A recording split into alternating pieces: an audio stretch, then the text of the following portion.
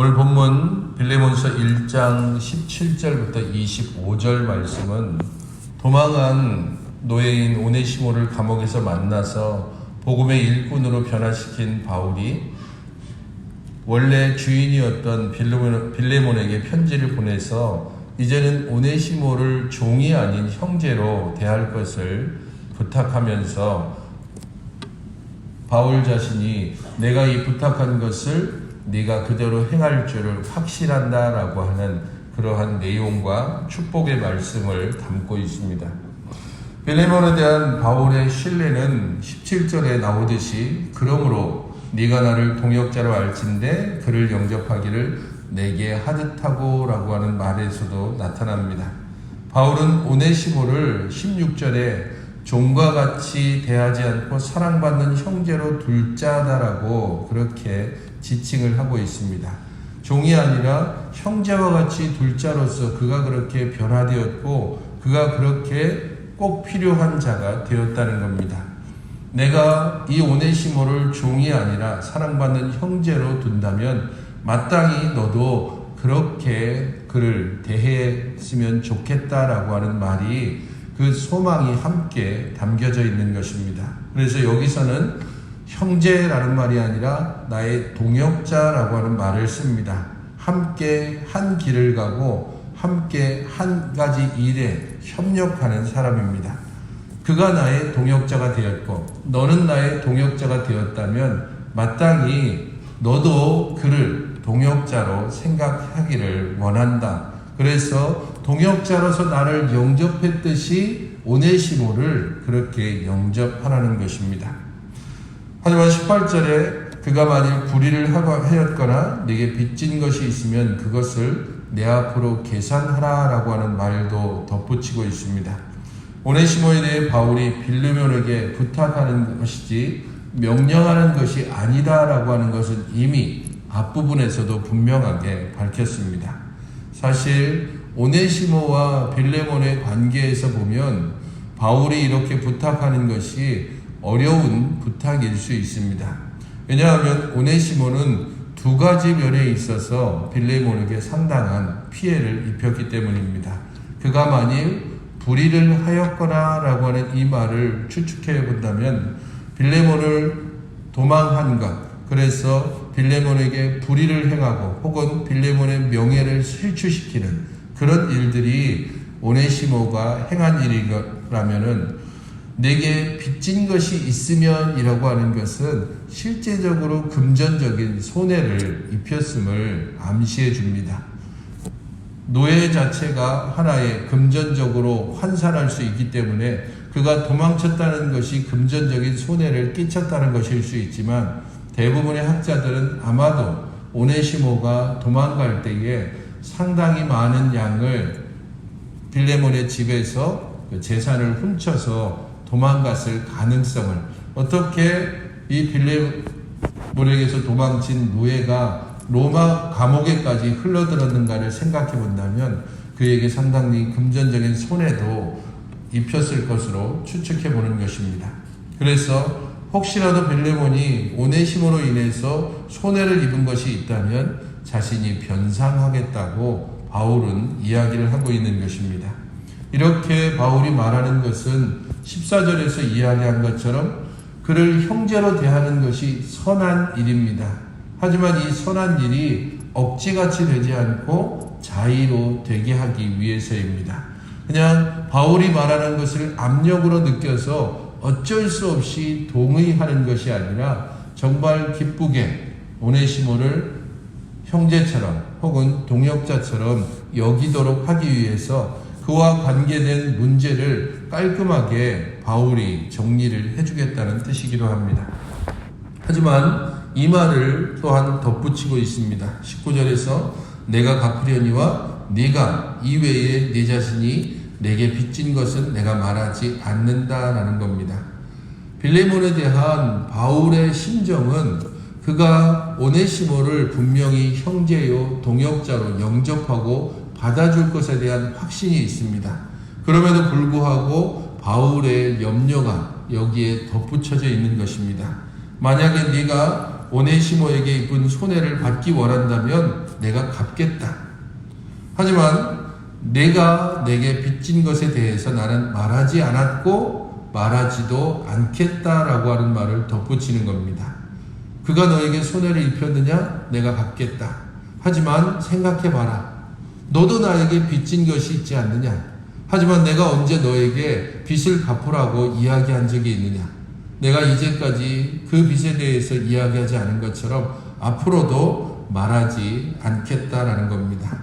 이 말을 생각해 보면 빌레몬도 바울에게 빚진 것이 있고 바울은 그 빚에 대하여서 빌레몬에게 한 번도 갚으라고 말하지 않았다는 겁니다.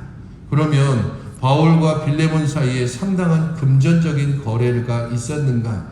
그렇게 추측해 보는 것은 어쩌면 좀 과장된 것 같습니다.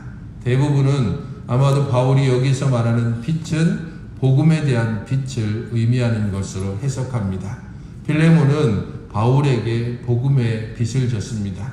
바울로부터 복음을 받았고 그로 말미암아서 그가 구주 예수 그리스도로 인한 참 소망과 영생을 얻었습니다. 그러므로 세상 어떤 것들, 세상 모든 것들보다 더 큰 빚을 그는 지게 되었다는 것을 바울이 여기서 이야기를 하고 있는 것입니다. 내가 언제 너에게 빚을 갚으라고 한 적이 있느냐? 복음을 전해준 자로서 너에게 권리를 행사하고 그것을 가지고 부당하게 요구한 적이 있느냐? 그렇지 않았다. 그러면서 20절로 오 형제여 라고 그렇게 이야기를 하고 있습니다. 이것은 앞서 이야기한 19절에 나도 너에게 빚진 것을 말하지 않았다라고 하는 것이 자칫하면 협박처럼 혹은 압박처럼 들릴 수 있기 때문입니다. 오 형제야, 내가 지금 이렇게 말하는 것이 자칫 너의 마음에 이전에는 말하지 않더니 지금 이렇게 오네시모 건을 가지고 결국 빚에 대해서 말하는 것 보면 바울도 별다른 사람이 아니구나 라고 생각할 수 있는 여지가 있습니다. 그래서 바울은 형제여 라고 이야기하면서 나로 주 안에서 기쁨을 얻게 하고 평안하게 하라라고 말을 하고 있습니다. 내가 너를 이렇게 형제로 대하기 때문에 어쩌면 너무 편안하게 지금 오네시모에 대해서 이야기하고 빚에 대해서도 이야기한다. 그렇다면 네가 오네시모를 대할 때에도 이런 형제의 마음으로 대했으면 좋겠다. 그래서 형제인 너를 인하여서 내가 기쁨을 얻게 하라라고 먼저 말합니다.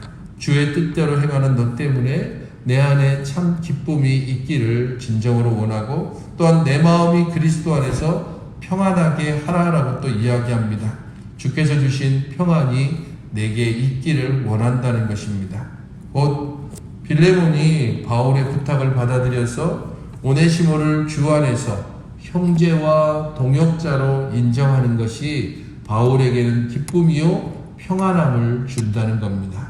다른 어떤 것들을 바라는 것이 아니라 복음 안에서 우리가 하나 되어지고 복음 안에서 서로가 서로를 받아주고 용납하는 이런 일들을 바울은 진정으로 바라고 내가 바라는 것은 빚을 갚거나 혹은 계산하거나 하는 것이 아니라 진정으로 우리가 그리스도 안에서 주 안에서 서로에게 기쁨이 되고 서로에게 평안을 주는 것, 그것이 내가 바라는 겁니다.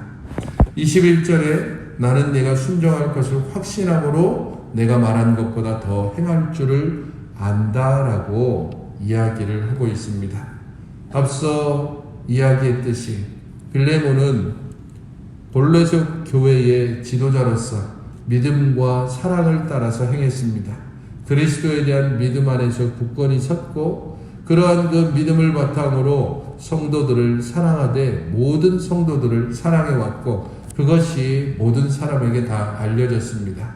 그렇기에 자신이 부탁하는 이 부탁이 사람들이 생각하기에는 어떻게 도망친 노예를 그래서 자신의 명예를 실추시키기도 했고 또 금전적으로 상당한 손해를 입혔던 그러한 노예를 형제로 받아들일 수 있을까?